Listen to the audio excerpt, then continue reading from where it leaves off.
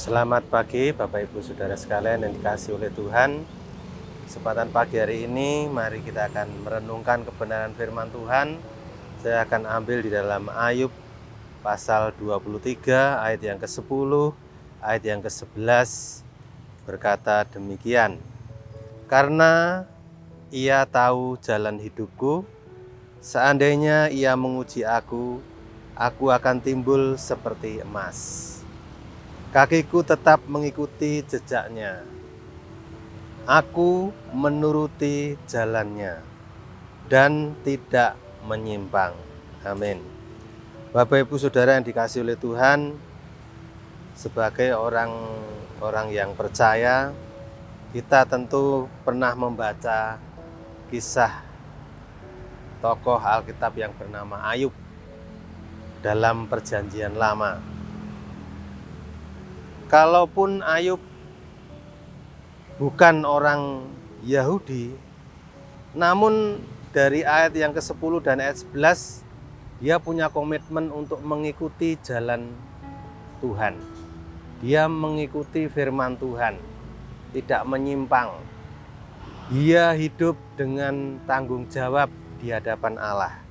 Nah, pagi hari ini renungan firman Tuhan saya beri judul Tugas dan Tanggung Jawab yang diberikan Allah kepada kita. Tugas dan tanggung jawab dari Allah bagi kita. Pengalaman hidup Ayub adalah Tuhan mengupayakan kecemerlangan hidup seseorang, walaupun orang itu seperti Ayub ini orang non-Yahudi, melalui segala pencobaan yang ia alami, pencobaan yang bukan yang biasa, tapi yang berat. Mengapa Ayub mengalami pencobaan yang berat ini? Tuhan ingin meningkatkan kualitas hidup Ayub. Ayub 23 ayat 10 dikatakan, karena ia tahu jalan hidupku, seandainya ia menguji aku akan timbul seperti emas. Demikian Tuhan juga memproses orang-orang di luar Yahudi, orang-orang di luar Kristen untuk memiliki kelayakan di hadapan Tuhan. Ini menurut versi ukuran Perjanjian Lama, yaitu melewati pencobaan supaya kualitas hidupnya berubah lebih baik. Dalam Perjanjian Baru, 1 Korintus 10 ayat 13 mengatakan, pencobaan-pencobaan yang kamu alami ialah pencobaan-pencobaan biasa yang tidak melebihi kekuatan manusia. Sebab Allah setia, dan karena itu Tuhan tidak akan membiarkan kamu dicobai melampaui kekuatanmu. Pada waktu kamu dicobai, Tuhan akan memberikan kepadamu jalan keluar, sehingga kamu dapat menanggungnya. Nah, untuk hidup dalam Perjanjian Baru, kita sudah dapat pegangan firman Tuhan melalui hambanya Rasul Paulus. Seberat-beratnya pencobaan tidak bakal melebihi kekuatan manusia. Kekuatan manusia bukan kekuatan anak Tuhan. Ini menunjukkan semua manusia juga mengalami pencobaan. Semua manusia juga mengalami berbagai persoalan hidup yang disebut sebagai pencobaan. Masalah bagaimana setiap individu memperlakukan sesamanya di tengah segala pergumulan hidupnya. Kalau Ayub memiliki kesalehan yang lebih dari orang lain pada zamannya, apakah kita dapat membantah pernyataan Alkitab yang tertulis dalam kitab Ayub 1 ayat 1? Ayub adalah seorang yang takut akan Allah, jujur, saleh, dan menjauhi kejahatan. Orang seperti Ayub inilah sebagai kekasihnya Tuhan. Dan sebagai kekasihnya Tuhan, tentunya masa depan kekekalannya, ia boleh layak masuk di langit yang baru, bumi yang baru, di mana zaman sudah berakhir nanti. Ayub bukan orang Yahudi, Tetapi Ayub juga memiliki kesalehan yang lebih daripada yang lain pada zamannya. Ayub takut akan Allah. Dia menjauhi kejahatan. Pasal 1 ayat 1. Pastinya masuk dunia yang akan datang tentu banyak pribadi-pribadi seperti Ayub yang lain. Bukan hanya Ayub, termasuk saya dan saudara.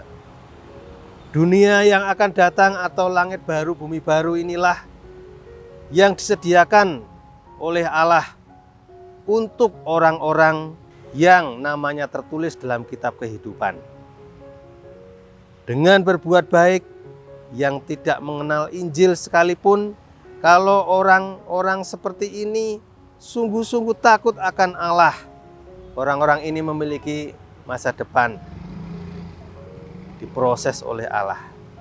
Untuk orang percaya yang memiliki iman yang sempurna, agar layak menjadi pejabatnya, karena nanti kita akan duduk memerintah bersama dengan Tuhan Yesus. Ini adalah yang standar, ukuran standar, sempurna seperti Bapa, serupa seperti Yesus. Matius 5 ayat 48. Nanti di kerajaannya, di langit baru dan bumi yang baru, yang mengatur mereka di kerajaan Bapa bersama Tuhan Yesus Kristus sebagai Raja. Jadi Tuhan Yesus sebagai Raja dan kita pejabat-pejabatnya. Kita memerintah bersama dengan Raja di atas segala Raja. Jadi manusia harus berjuang menentukan takdirnya agar akhir hidup dapat memasuki kekekalan bersama Yesus Tuhan Raja. Bahwa manusia diciptakan harus menghadapi dunia yang berdinamika, bergejolak, dan kita akan mendapatkan pada akhirnya upah dalam kerajaan surga. Sejatinya manusia diciptakan hanya untuk melakukan kehendak Allah. Penciptaannya dalam hal ini ada tugas, kewajiban, proyek yang setiap orang percaya mengerjakannya. Sehingga ketika kita melakukan kehendaknya, itulah bukti pengabdian kita kepada Allah. Dan Allah memberi kesempatan pada manusia untuk menghormati, mengabdi, melayani Tuhan. Inilah tujuan manusia diciptakan, yaitu untuk menyembah dan berbakti kepada Tuhan. Lukas 4 ayat 8. Manusia diciptakan serupa dan segambar dengan Allah, dengan segala kemampuan yang sangat luar biasa. Kalau bukan untuk berkarya dan mengabdi kepada Tuhan, berarti itu sudah menyimpang. Dikatakan dengan jelas bahwa segambar dengan Allah merupakan pengertian bahwa manusia memiliki keberadaan dan kemampuan seperti Allah. Tentu kualitasnya dari skala yang ada pada Allah yang sempurna. Jadi penciptaan awal bahwa bumi diciptakan Allah dalam keadaan masih mentah. Manusia harus mengelolanya dengan bekerja. Kejadian 2 ayat 15. Mengelola bumi ini adalah karya dari rekan-rekan sekerja Allah, yaitu Bapak, Ibu, Saudara, dan saya. Amin. Marilah Bapak, Ibu, Saudara yang dikasihi oleh Tuhan, kita sebagai orang-orang yang dikasihi oleh Tuhan, memenuhi tanggung jawab untuk berkarya bagi Allah. Amin. Kita akan berdoa. Bapa di surga, terima kasih kalau kami masih diizinkan hari ini diberi kesempatan hidup untuk berkarya memenuhi tugas tanggung jawab kami sebagai orang-orang percaya. Engkau memproses setiap orang, bahkan orang-orang yang mungkin bukan orang Yahudi, bukan orang Kristen. Toh kalau mereka takut akan Tuhan, mereka juga mengalami pencobaan. Kami juga sama memiliki pencobaan yang kami harus hadapi, jalani. Tapi kami makin meningkat, iman kami makin sempurna, sehingga kami berkenan dan layak memasuki kerajaan Tuhan. Terima kasih Tuhan, dalam nama Tuhan Yesus kami berdoa, haleluya, amin.